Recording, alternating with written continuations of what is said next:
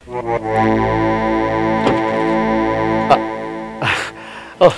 sarip na.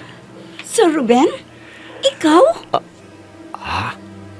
Ikaw ang utak ng sindikato? Anong pinagsasabi mo? At anong sinasabi mo ako ang utak ng sindikato? Huwag kang magmaang-maangan. Tinutukan mo ako ng baril. Akala ko kakampi kita. Yun pala, kalaban ka. Kinasam mo ang baril mo. Seryoso ka? Para sabihin ko sa'yo, hindi ako basta-basta kinakasa ng baril ng kung sino-sino lang. Ngayon, ako naman. Sige! Magpatayan kayong mag-ama! Dahil ang mabubuhay sa inyo ay siya kong papatayin! Nicole! Salib na! Salvasyon!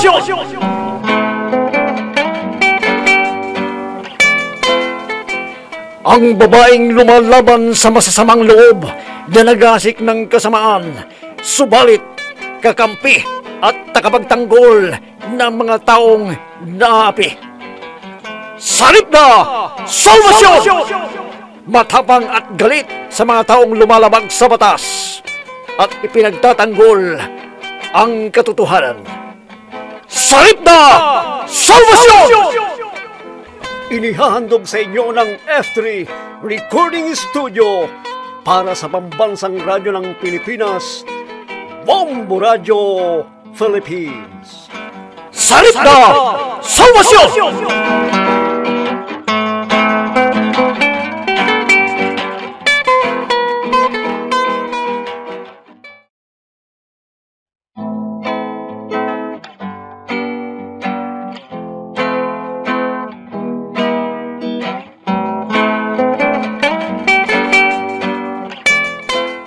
At ngayon mga kaibigan, narito ang dulang pinamagatang Salib na!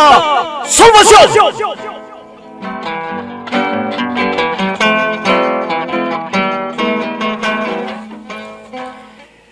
Sigurado ka ba talaga na gusto mong magtrabaho kay Gobernador at tatanggapin mo yung bibigay sa yung trabaho? Oo, Sir Ruben. Sa katunayan ay excited po ako sa trabaho na ibibigay sa akin ni Gobernadora. Bakit ho? Ayaw ho ba ninyo? Kaya nga po itang nagpakilala sa akin kay Gobernadora eh. Oh, bakit naman ho ganyan lamang kalalim ang buntong hininga ninyo? Alam mo, medyo delikado yung trabahong ibibigay sa'yo. At isa pa, hindi ka naman pinipilit ni Gobernadora, kaya pwedeng tanggihan mo yun. Ho? Nag-aalala kasi ako sa'yo na baka hindi rin magustuhan ng lola at lola mo kung yan ang magiging trabaho mo. Di wag nating sabihin para hindi sila mag-alala.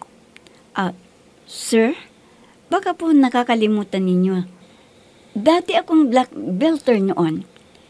Hindi niyo kami pinag-aral ni Nicole noon. Oo nga, pero... Sir, kung hindi ko tatanggapin ang trabahong inaalok sa akin ni Gobernadora, sino ang gagawa? Alam naman ho natin na talamak ang kasamaan sa bayan nating ito. Gusto ko, kahit paano, ay makatulong ako sa bayan, kahit man lang, sa pamamagitan ng pagtuturo kung sino ang mga sangkot sa krimen.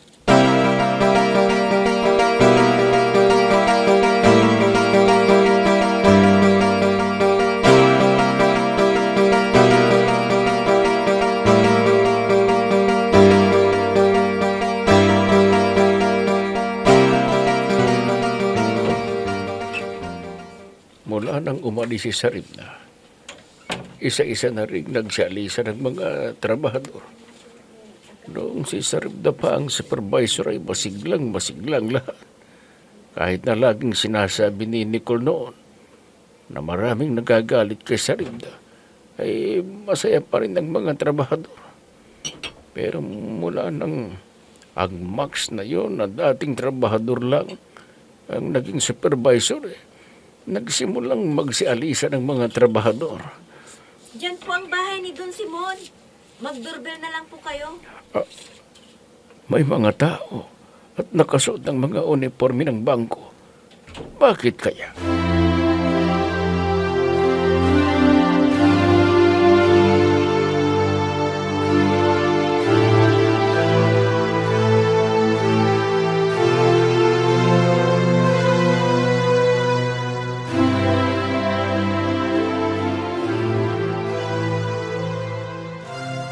Anong sinabi ninyo, Papa? Lubog sa utang ang asyenda. Paanong nalubog sa utang ang asyenda? Hindi ko alam, anak. Ipinakita sa akin ng mga taga-bangko ang napakalaking utang ng hasyenda at ang patong-patong na interest dito dahil hindi na babayaran. Ano? Kaya't umuwi ka at pag-usapan natin at tulungan mo ako. Matanda na ako at hindi ko na kayang mag-isa na asikasuhin ang maraming bagay tungkol sa negosyo natin.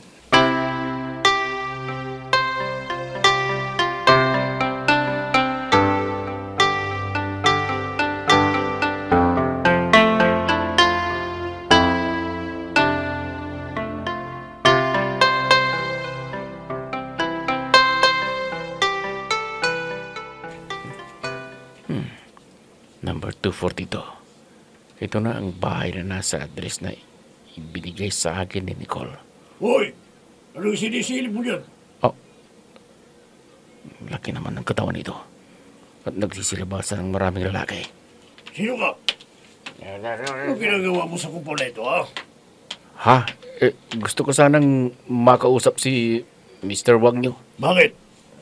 Anong kailangan mo sa kanya? Tinatakot ako nito. Teka nga. At ba't ko sasabihin sa'yo? Sino ka ba? Aba, lalaban ka ba? Ha? Pinapunta ako dito ni Nicole, na anak ng hasinderong si Don Simon. May angal ka. Si Ma'am Nicole ba? Halika, pumasok ka. Sandali lamang at sasabihin ko na pinapunta ka rito ni Ma'am Nicole. Sandali lang. Ma'am Nicole. Tinawag din Ma'am si Nicole.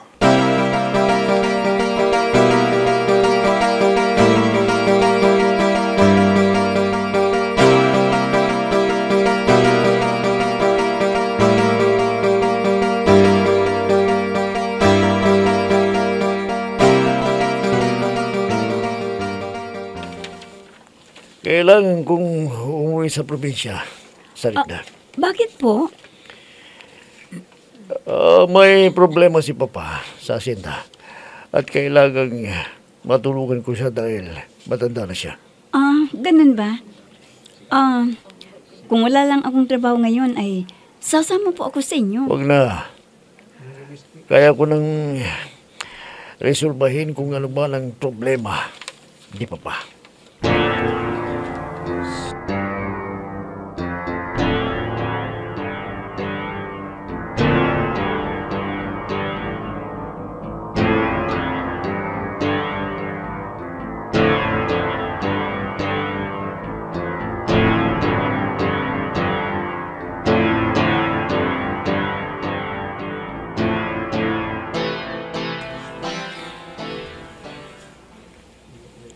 Papa.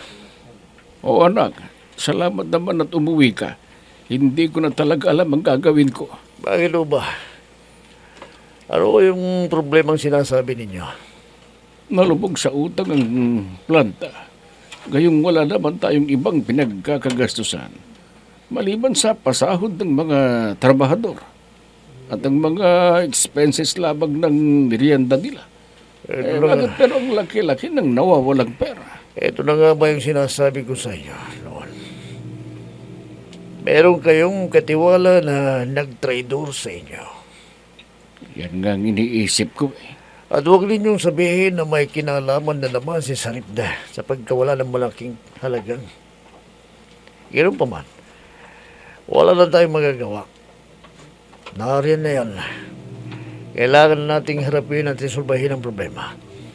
Ano ba talaga ang unang-unang problema? Nagbanta ang mga natitirang trabahador ng planta na kung hindi natin sila masasahuran at hindi ko alam kung saan ako kukuha ng ipangsasahod sa kanila dahil biglang ang nalugi ang planta. Pwede kong ibigay sa inyo ang buong sahod ko, pero paano naman sa susunod na buwan? Hindi naman natin alam kung makakabangon kaagad ang planta. Kukunin ko na naman ba sa sahod ko? Ay, huwag mong galawin ang sahod mo, anak. Sa iyo yun. Ang mabuti siguro nating gawin ay ibenta ang kahit isa sa mga lupain ko. At ang mapagbebentahan ang siya kong ipangsasahod sa mga trabahador. Mabuti pa siguro pa. May mga kakilala ko. Matutulungan nila tayo para mabenta kaagad ang lupa ninyo.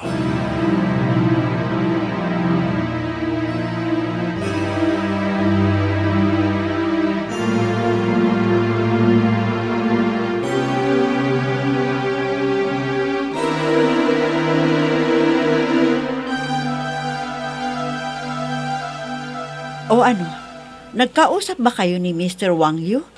May ibinigay ba sa yung mahalagang dokumento? Oo. Nakalagay sa brown envelope. Kaya hindi ko alam kung ano. Ito na ang envelope ko. O, anong sinabi sa'yo? Wala naman. Medyo nandibago lamang ako dahil halos talaki lahat ang naroon. Sagit pa lang, malaking bahay na yon. Ay may gwardya na hindi naman nakasuot ng uniforme ng isang gwardya. Tapos ang mga daanan ko ay panay kalalakihan na malalaki ang katawan. Ano? Panay lalaki ang nandun? Oo. Pero nang banggitin ko ang pangalan mo, ay biglang ngumiti sa akin ang lalaking nagpapapasok sa akin. At tira nagmamalaki pa na sinabi sa mga kasama na kaibigan ni Ma'am Nicole, sabi niya. Talaga? Oo, para bagang ang pasaporte ko para makapasok sa malaking bahay na yun. Yung pangalan mo. Nakapagtataka nga. At pagkapasok ko sa opisina niya, hindi na ako pinaupo. Inabot lang sa akin ang envelope na yan. Pero ang ipinagtataka ko lang, bakit Ma'am Nicole din ang tawag sa iyo ng kanyang mga tauhan? Kilala mo ba sila? Hindi ah. Yun ngang si Mr. Wang Yu, hindi ko kilala. Mga tauhan pang kaya niya. Kaya nga kita inutusan para kunin ang envelope na to dahil hindi ko alam kung ano ang madadatnan ko sa address na sinabi niya. Pakiramdam ko nga, ay respetadong respetado ka doon.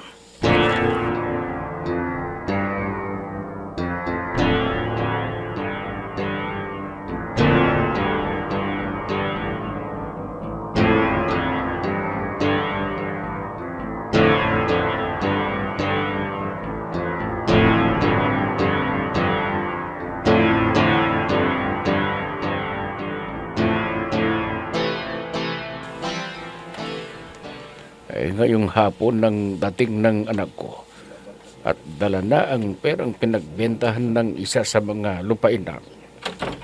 Papa, Oo, Ruben anak, andyan ka na pala. O kumusta? Nasa'yo na ba ang pinagbentahan? anong ginawa mo? Ah. Bakit ganoon, Papa? Ibininta mo lahat ng lupa nang hindi mo sinasabi sa akin na anak mo. Ha? Ano bang sinasabi mo? Anong nagbenta ako ng lupa? Ngayon nga lang ako... Wala akong nabentang lupa dahil wala ka ng lupain. Ano?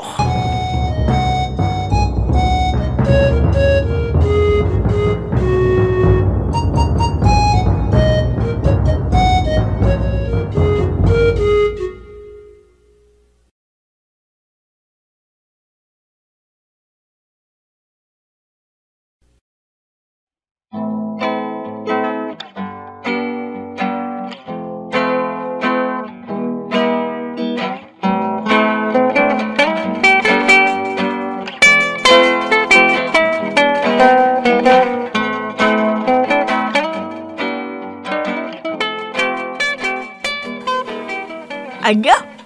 Nagtalo ang mag-ama? Oo, dinig na dinig ko ang boses ni Sir Ruben. Galit na galit. Ngayon ko lang siya narinig na magalit ng ganon. Anong kasalanan ni Don Simon? Abay, ewan ko. Kaya nga ako umalis para hindi masyadong mapahiya si Senyor Simon sa anak niya. Dahil mas mataas pang boses ni Sir Ruben kaysa kay boses ni Senyor Simon. Hindi kaya dahil kay Saripda? Nako, hindi naman siguro. Dahil hindi ko naman naririnig ang pangalan ng apo natin. Kundi lupa. Ang dahilan na parang pinagtatalunan nilang mag-ama.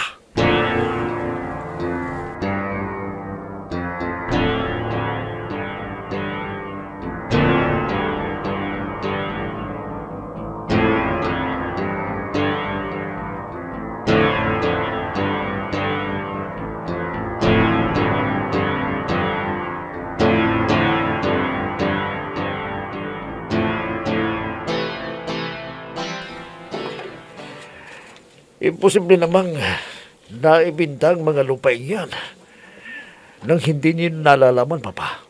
Hindi ko nga alam. At kung hindi mo pa sinabi sa akin ngayon, ay wala talaga akong alam. Oh, come on, Papa. Huwag na ninyong itanggi. Lupa naman ninyo yan eh.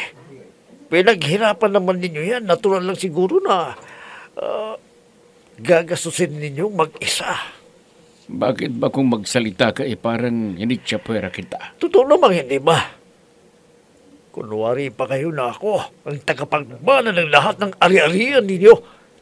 Yung pala hangin ang mamanahin ko sa inyo. Ang hirap niyan. Baka ibenta ninyo para may maibigay naman kayong kapritso sa Nicole na yun. Walang alam si Nicole sa sinasabi mong nawawalang lupain ko. Kaya huwag mong idamay ang kapatid mo. Ilang beses ko bang sasabihin sa inyo, Papa? Wala akong kapatid!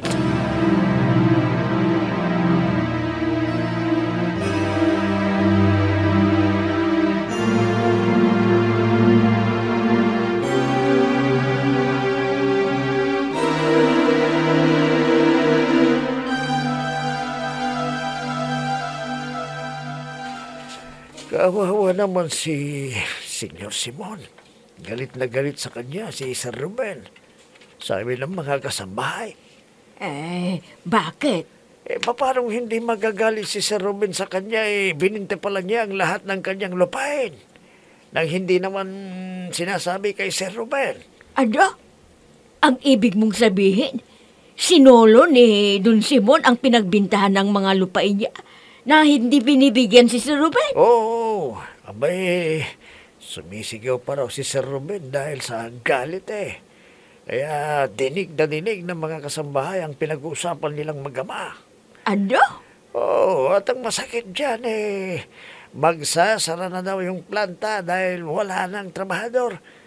Yun daw kasing pagbibintahan ng lupa sana ay siyang ipapasahod sa mga trabahador pero walang naibintang lupa si Sir Ruben. Walang sahod ng mga trabahador kaya nagsialisan. Oh. Oo, kaya nga galit na umalis ng bahay si Sir Ruben. Dahil iniwan niyang mag-isa si Senyor Simon. Oh, kawawa naman pala. Oo, kaya bigyan mo ako ng pagbibihisan ko dyan. Pupuntahan ko si Senyor Simon sa malaking bahay. Sasamahan ko siya para naman kahit papano mapagsabihan ko siya kung ano man yung kanyang hinakit sa looben. Alam ko, sa ginawa ni Sir Ruben, nasaktan yung matanda. Kaya kailangan ko siyang damayan.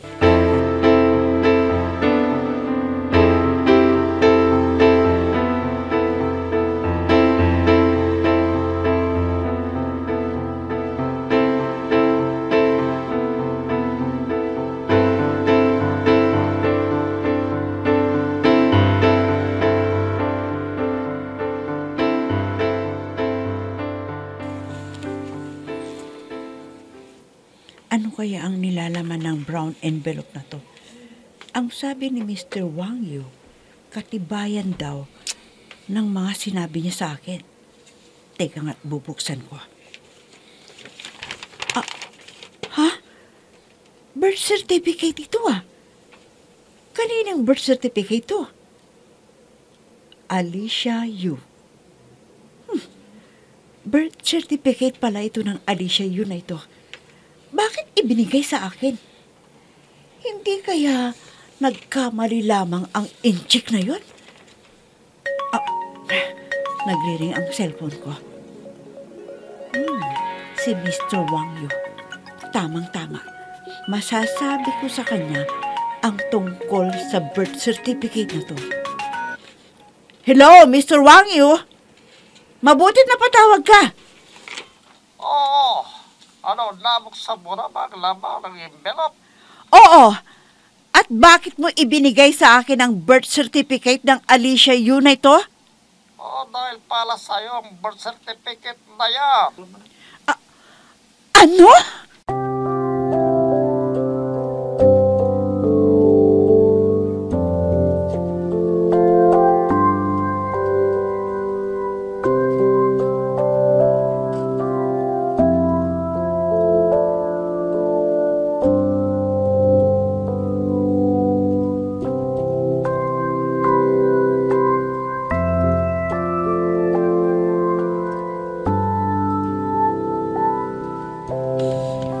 Bakit ba wala ka ng bukang bibig kundi ang pagkamuhi mo kay Nicole? Ha? Totoo naman ang sinasabi ko, Papa. Hindi ba? Kaya hindi ako magtataka kung naibinta mong lahat ng lupain mo at kay Nicole mo ibibigay. Hindi totoo yan. Walang kinalaman si Nicole sa pagkawala ng mga lupa.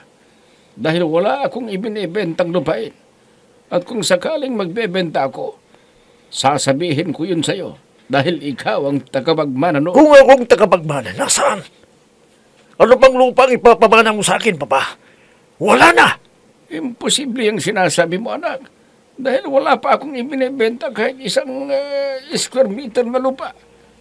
Ang mabuti pa, hintayin mo ako at dalawa tayo natitingin. Huwag na, Papa. Dahil malinaw ng lahat, nakita ko. Naibenta ng lahat ang lupain mo. At papaano kung maibebenta yun? Wala akong ibinibenta. At lalong wala akong... Tama na, Papa! Aminin mo na mas pinaburan mo ang Nicole na yon kaysa ako. Ruben, totoong parehas lang ang trato ko sa inyong dalawa. Pero hindi ibig sabihin na ipapamana ko kay Nicole ang mga yon. Dahil ikaw ang totoo kong anak.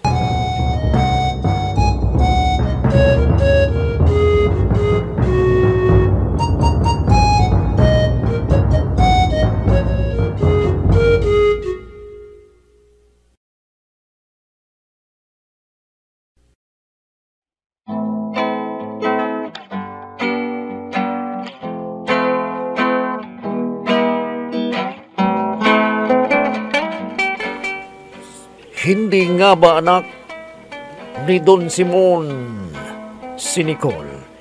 Mga kaibigan, huwag ninyong kaligtaang subaybayan ang pagpapatuloy ng ating dulang pinamagatang Salit na Salvasyon! Mga nagbibigay buhay, sina Emma Dalupe, Susan Malikdem, Robert D. Guzman, Jun Cabato, Ami Diaz, Oscar Ora. Technical supervision at sa musika ni Oscar Ora. Nilapatan ng tulog ng inyong lingkod. Mula sa panulat ni Andrea Solar at sa direksyon ni Jun Cabato. Salit na Salvasyon! Inihahandog sa inyo ng F3 Recording Studio para sa pambansang radyo ng Pilipinas, Bombo Radio Philippines. Salit na Salvasyon!